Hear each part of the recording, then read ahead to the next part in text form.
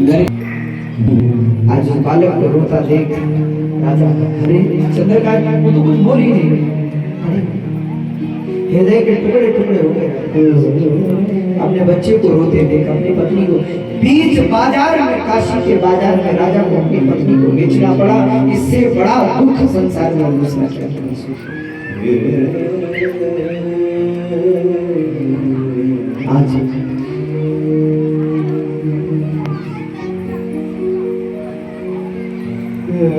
आज वो बच्चा उबाले को रो रहा है, कभी माँ को पकड़ता है, कभी पिताजी के पास जाता है, पिताजी को हिलाता है, पिताजी आप माँ को रोको, माँ कहाँ जा रही है, माँ को रोको। हरिश्चंद्र कहते बेटा समय विधाता विपरीत हो गया।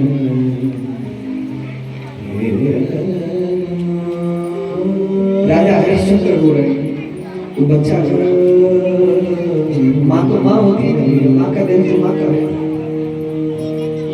आज उस माँ ने ब्राह्मण से कहा महाराज आप मुझे ले जा रहे हो कोई बात नहीं, लेकिन मेरे बच्चे को भी आप खरीद लो, मेरे बच्चे को आप खरीद लो, ये मेरा बालक जो है ये भी आपके घर में रहेगा।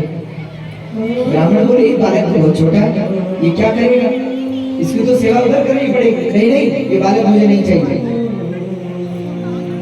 देवी महारानी माधवी ब्राह्मण के चरणों पर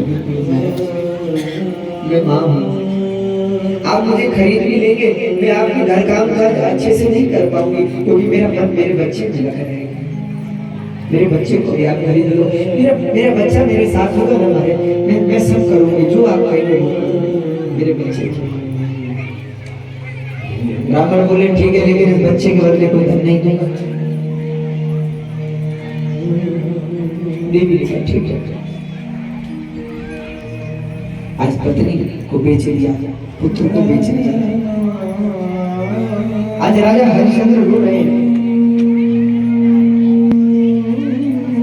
आज पत्नी ने कहा महाराज बस एक बार मैं अपने पति से मिलना चाहती हूँ। ब्राह्मण थोड़ा क्रोध होकर बोले अरे क्या लगा रखा है, बच्चे से मिलना है, कोई पति से मिलना है, रहने दो फिर यहीं रहो। नहीं नहीं नहीं आप क्रोध मत करो, आप तो दयालु हैं, क्रोध मत करो।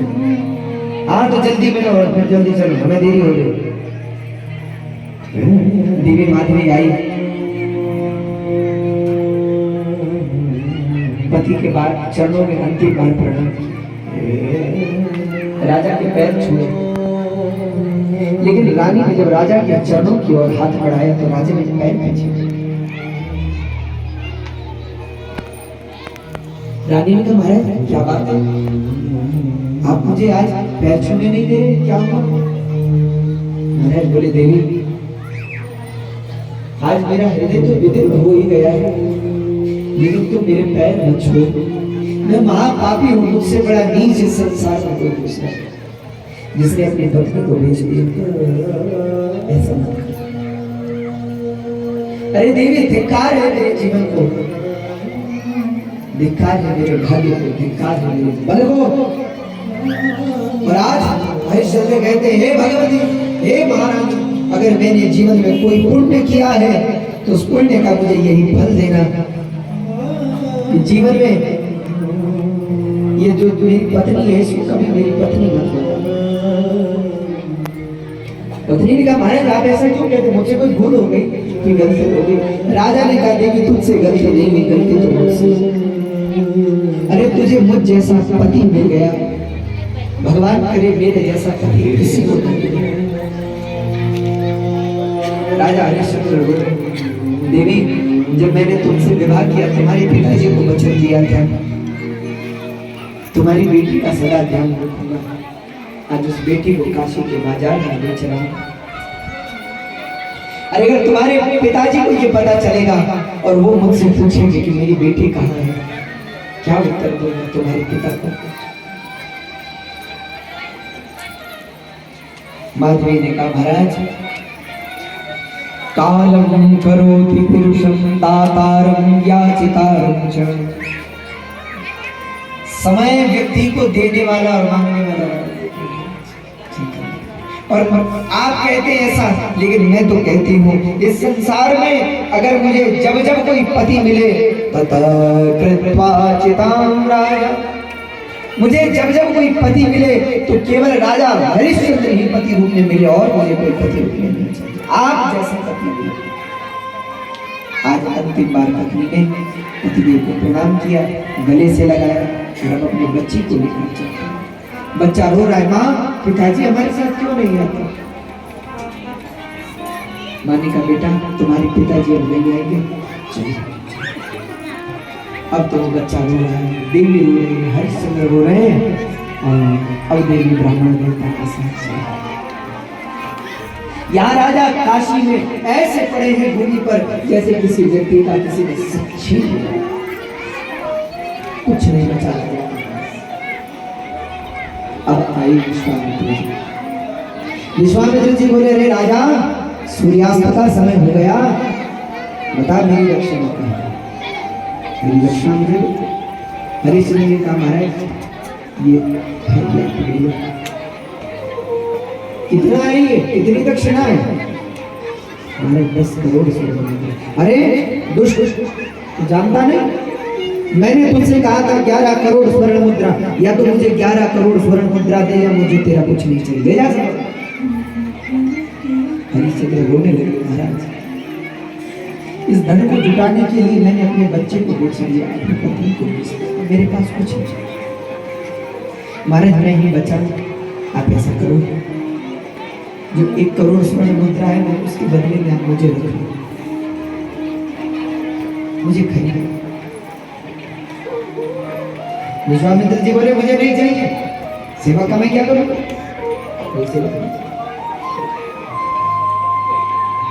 और हे राजा तूने अपना वचन भंग किया है, अरे तूने तो अपने कुल को कलंक लगा दिया, मुझे तेरी दक्षिणा नहीं चाहिए, ना तेरा राज चाहिए, ना तेरी दक्षिणा। राजा हरिश्चंद्र बोलने लगे। हरिश्चंद्र ने कहा महाराज मुझे दो घड़ी का समय, 2 क्षण का समय। विश्वामित्र जी बोले बस 2 घड़ी का समय है तेरे पास, बचे हुए धन की व्यवस्था कर ले, अन्यथा मैं तेरा सब दान लौटा दूंगा। कहते राजा हरिश्चंद्र अब काशी में आवाज लगाते हैं, कोई है जो मुझे खरीदना चाहे? अपने को बेचने को तैयार। कहते कोई और तो आया नहीं, चांडाल आ गए। चांडाल कहते जो शमशान में रहता है ना, जो चिता लेकर अग्नि लेकर आते हैं, शव लेकर आते हैं, तो उनको जलाने से पहले उसको कुछ पैसे देने पड़ते हैं, उसको चांडाल कहते हैं। वो चांडाल आया, उसने कहा अगर ऐसी बात है तो मुझे एक सेवक की जरूरत है, ये सेवक मुझे दे दो, जो धन होगा मैं दे दूंगा। आज राजा हरिश्चंद्र ने खुद को चांडाल के हाथों बेच लिया, चांडाल का सेवक। जैसे तैसे धन इकट्ठा किया और अब विश्वामित्र जी को धन दिया, और यहाँ धन देकर विश्वामित्र जी लोग चल पड़े और राजा हरिश्चंद्र को लेकर चांडाल शमशान में आ गया। और राजा से कहा देखो यहाँ कोई भी शव जलाने को आए तुम्हें उससे धन लेना है, कुछ ना कुछ कर लेना है। जी महाराज, जिस हरिश्चंद्र के सामने देवता हाथ जोड़ते थे, आज उस हरिश्चंद्र चांडाल की नौकरी कर रहा है। इस समय संसार में किसी का अपना नहीं होता, समय कब किसे कहाँ खड़ा कर दे। अरे तुम किस बात का अभिमान करते हो? अपनी नौकरी का, अपने धन का, अपनी संपत्ति का। अरे महाराज हरिश्चंद्र सड़क पर आ गए, समय बड़ा विचित्र है आज। अब राजा हरिश्चंद्र चांडाल के यहाँ नौकरी कर रहे हैं, समय बीतने लगा। देवी माधवी उस ब्राह्मण के घर पर रहकर अपने बच्चे को भी थोड़ा बहुत देखती है, घर का सब काम काज करती है, भोजन बनाती है, वस्त्र धोती है, झाड़ू लगाती है, पोछा लगाती है, ब्राह्मण के चरण दबा देती है, सब घर की सेवा देखती है। इतनी कठिन परीक्षा लेता है ना भैया, समय जब परीक्षा लेता है तो चारों तरफ से व्यक्ति को भी देता है। अरे इतना कम था कि एक संकट और आ गया। एक दिन रावण देवता ने कहा, देवी तुमने मेरी पूजा के लिए फूल नहीं लाया, कहाँ है मेरी पूजा के लिए फूल? देवी घबरा गई, कांपने लगी, महाराज फूल तो मैं भूल गई, और घर का काम महाराज उसको तो कर रही। क्रुद्ध होकर के रावण बोले, अब मेरी पूजा के लिए मैं पूजा कैसे करूंगा? महाराज मैं अपने बच्चे को भेज देती हूँ। बच्चे से कहा, रोहित जाओ स्वामी के लिए फूल ले आओ। अब वो छोटा बच्चा फूल लेने चल पड़ा, टोकरी लेकर फूल चुन चुन के ला रहा था कि तभी वाटिका में एक सांप आ गया और उस सर्प ने उस बालक को डस लिया। जैसे ही बच्चे को डसा, छोटा सा बालक था, डसते ही विष शरीर में फैल गया और घर भी न पहुंच सका था। बालक रास्ते में बची और आज उस बालक की मृत्यु हुई, वो बालक मर गया। महारानी ने देखा बहुत समय हो गया, बालक लौटा नहीं। उधर ब्राह्मण को दो रहे, अरे मेरी पूजा के लिए अब तक फूल नहीं आए, तो बड़ी आलसी हो, कहाँ है? रानी का महाराज मैं खुद जाता, दौड़ करके आई। अब जैसे ही बगीचे में पहुंची और महारानी ने अपने बच्चे को मरे हुए देखा।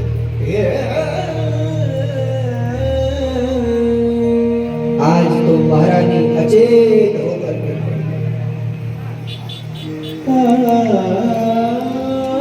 आज रानी ने बड़ा विलाप किया।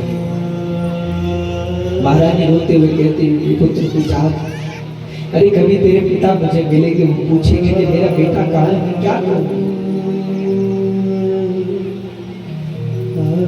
रोने लगी, विलाप करने लगी। लेकिन उसके विलाप को सुनकर जिसको बेचा था वो ब्राह्मण आया। क्यों रो रही हो? फूल के लिए भेजा था, रो रही हो? महाराज मेरा पुत्र मर गया। महाराज मुझे आज्ञा दीजिए, कम से कम मैं अपने बच्चे का अंतिम संस्कार कर सकूं। कहते इतने में वहां गृह स्वामी बोला, रे अब तक घर का काम काज निपटाया नहीं और चल पड़ी कहीं और। नहीं दुष्टा, क्या तुझे पता नहीं कि स्वामी का कार्य जब तक पूर्ण नहीं किया जाता तब तक कहीं जाया नहीं जाता? इसलिए पहले घर का सारा काम काज निपटा, जब काम निपट जाएगा तब अपने बच्चे का अंतिम संस्कार करेगा। देवी बहुत हुई, लेकिन उस व्यक्ति ने उसकी नहीं सुनी। तब अपने बच्चे के शव को, बच्चे के मरे हुए देह को घर की देहरी पर रख दिया, दरवाजे। घर के काम काज में लग गई। काम करते करते कई बार देवी झांक करके देखती है कि कहीं ऐसा तो नहीं मेरा बच्चा जीवित हो जाए। बच्चे को मरा देखती है तो रोती है।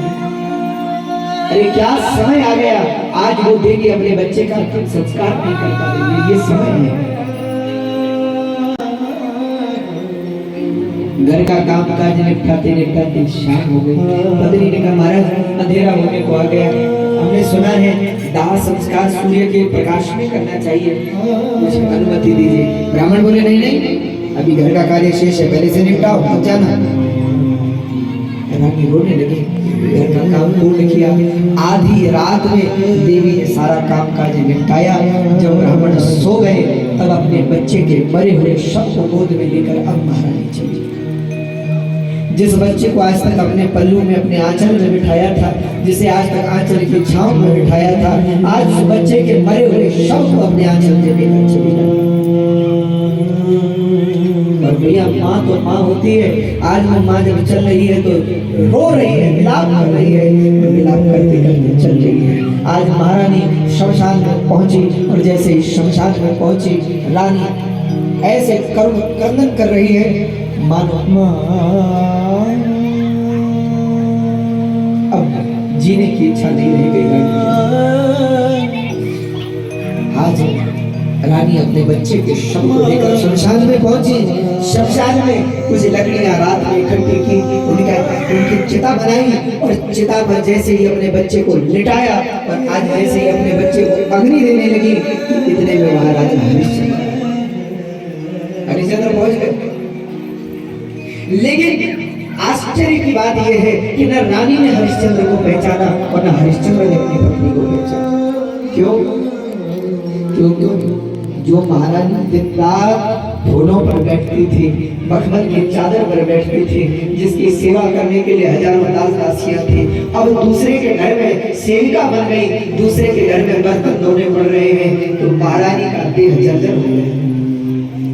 राजा हरिश्चंद्र जिनके देह से चंदन की सुगंध आती थी, जिनके मस्तक पर मणिमय मुकुट होता था, जिनके गले में आभूषण होते थे, जिनके कानों में सुंदर कुंडल होते थे, जिनकी मुख की प्रभा के सामने सूर्य तिरस्कृत हो जाता था, जिन राजा हरिश्चंद्र के तेज को देखकर देवता चरणों में गिर जाते थे, आज शमशान में रहने के कारण कई दिन हो गए राजा नहाए ही।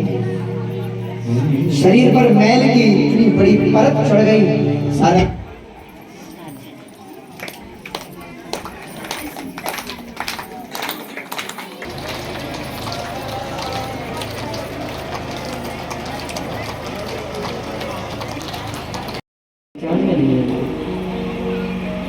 शरीर पर मैल की परत चढ़ी है, दुर्गंध आ रही है, बाल बढ़ गए हैं, दाढ़ी बढ़ गई है, क्योंकि सोने के लिए कहीं जगह नहीं। राजा हरिश्चंद्र कहाँ सोते हैं बताया आपको? जहाँ मुर्दों को जलाया जाता है वही सोते, शमशान में ही सोते हैं और शमशान में ही खाते हैं।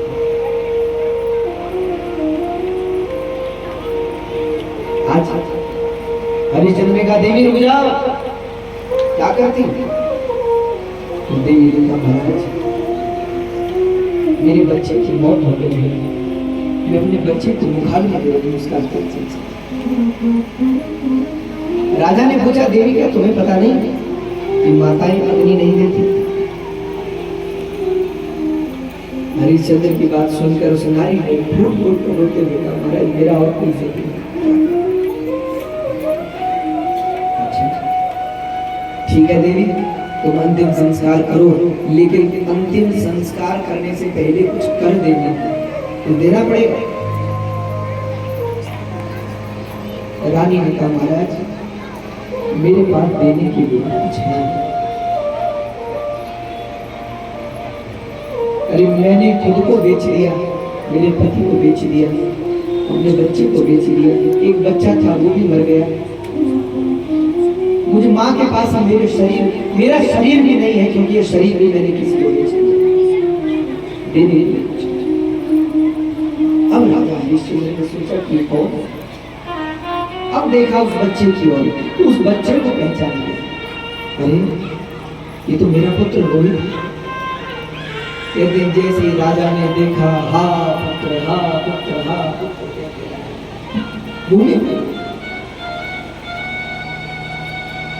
रानी ने ध्यान से देखा, पहचान लिया, अरे ये तो मेरे पति महाराज। महारानी ने अपने पति को संभाला, महाराज आप चिंता मत करो, संसार में जो होनी होती है वो होकर रहते हैं, हो। राजा ने पूछा देवी ये कैसे हो गया? रानी ने सारी घटना बताई। रानी ने कहा महाराज अब आपको मुझे दुख नहीं करना चाहिए, क्योंकि मैं भी काम छोड़ करके आई हूँ, ब्राह्मण के पहुंचने से पहले, उनके उठने से पहले सुबह मुझे उठना होगा और फिर उनकी सेवा करनी होगी। इस बच्चे का अंतिम संस्कार जल्दी करो, क्योंकि मेरे पास तो मेरे जीवन को तो धिक्कार है, मेरे पास तो रोने तक का समय नहीं है अपने बच्चे के। राजा हरिश्चंद्र ने खुद को संभाला, पत्नी ने कहा महाराज अब आप ही बच्चे को अग्नि दीजिए। हरिश्चंद्र ने कहा देवी अग्नि तो दूं, देखो ये है सत्यवादी हरिश्चंद्र राजा, ऐसी हरिश्चंद्र का नाम। हरिश्चंद्र ने कहा जैसे तुम किसी की सेविका हो मैं भी किसी का सेवक, और मेरे स्वामी ने मुझसे कहा है कि जो भी यहाँ शव जलाने आए उससे कुछ लेना, अब बिना दिए मैं इस बच्चे का अंतिम संस्कार नहीं कर सकती, उसको देना। पत्नी ने रोते हुए कहा भाई ये तो आपका बेटा है, जो भी प्राण दे सकता हूँ, अपना वचन नहीं छोड़ सकता। विचार करिए क्या स्थिति होगी उस माँ की जिसके पास अपने बच्चे को जलाने के लिए देने के लिए कुछ कपड़े कपड़े। आज उस देवी ने अपनी साड़ी के पल्लू को फाड़ा, क्यों फाड़ा? क्योंकि उस माँ ने कहा जब मेरा बेटा ही नहीं रहा अरे बेटा था तो इस पल्लू से उसके ऊपर छाव करते थे, जब बेटा ही नहीं रहा, इस पल्लू का क्या करूंगी, इस आंचल का क्या करूंगी। अपने साड़ी का पल्लू फाड़ा और कर के रूप में राजा हरिश्चंद्र। अरे भैया, राजा हरिश्चंद्र के इस महान व्रत को देखने के लिए देवता विष्णु जी आकाश में छा गए। अब सबने तय किया कि बच्चे को अग्नि दें, और सबने सोचा कि अब बच्चे के शरीर को आग लगाई गई। माता पिता ने सोचा हम भी नहीं जिएंगे, और राजा हरिश्चंद्र और रानी ने कहा कि हम भी अपने बच्चे के साथ जल के मर जाएंगे। जैसे ही दोनों अग्नि की ओर बढ़ने लगे आग में जाने के लिए, इतने में सबको देखते देखते साक्षात जगत जननी भगवती जगदम्बा प्रकट हो गई। बोले जगदम्बे मैया की, बोले चंद्रवदनी मैया की। आज भगवती प्रकट हो गई। और या देवी सर्वभूतेषु रक्षारूपेण संस्थिता, नमस्तस्यै नमस्तस्यै नमस्तस्यै नमो नमः। या देवी सर्वभूतेषु मातृरूपेण संस्थिता, नमस्तस्यै नमस्तस्यै नमस्तस्यै नमो। आज भगवती प्रकट हो गई, वो महारानी राजराजेश्वरी जगदम्बिका प्रकट हो गई। और भगवती ने कहा राजा रुक जाओ रुक जाओ। प्रणाम किया जगदीश्वरी को, भगवती ने आशीर्वाद दिया। धन्य हो राजा, धन्य हो धन्य हो। देवताओं ने आकाश से पुष्प बरसा दिए, राजा की जय जयकार हो गई। सब कहने लगे बोले हरिश्चंद्र महाराज उद्घोष कर दिया। भगवती ने कहा राजा, आज तक इस संसार में बड़े बड़े सत्यवादी हुए, लेकिन हरिश्चंद्र समूह राजा न भूतो न भविष्यति, तुझ जैसा सत्यवादी न हुआ है और न संसार में कभी होगा।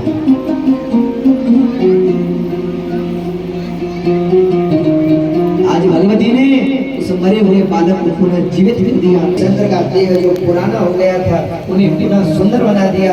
देवी माधवी को पुनः सुंदरी कर दिया। और सबके देखते देखते विश्वामित्र जी वहां आ गए। विश्वामित्र जी को देखते ही राजा विश्वामित्र जी के चरणों में गिर पड़े। विश्वामित्र जी ने आशीर्वाद दिया और आशीर्वाद देकर कहा हे राजा धन्य हो धन्य हो। अरे मैं तो वशिष्ठ की बात पर शंका करता था, लेकिन आज मैंने मान लिया हरिश्चंद्र जैसा राजा न कभी हुआ है और न कभी संसार में। धन्य हो। आज विश्वामित्र जी ने हरिश्चंद्र के नाम का जयकार कर दिया।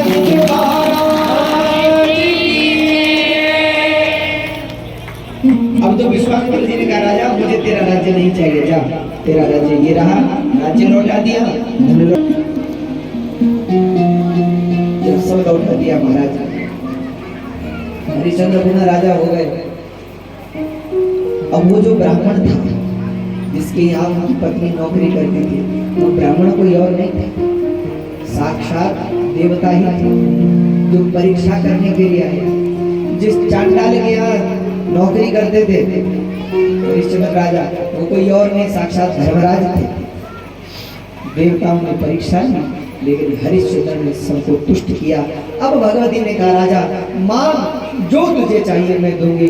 हरिश्चंद्र ने हाथ जोड़कर कहा हे भगवती मुझे धन दौलत वैभव सुख संपत्ति कुछ नहीं चाहिए, क्योंकि मैं समझ गया सुख के सब साथी दुख में न कोई। मनुष्य के पास सुख होता है तो सब अपने होते हैं, और दुख आता है तो सब पराये हो जाते हैं। अरे जरा सोच कर देखो, धनवान व्यक्ति के रिश्तेदार सब होते हैं। मुझे एक बात बताओ, रिश्तेदार तो भिखारियों के भी होते होंगे कि नहीं?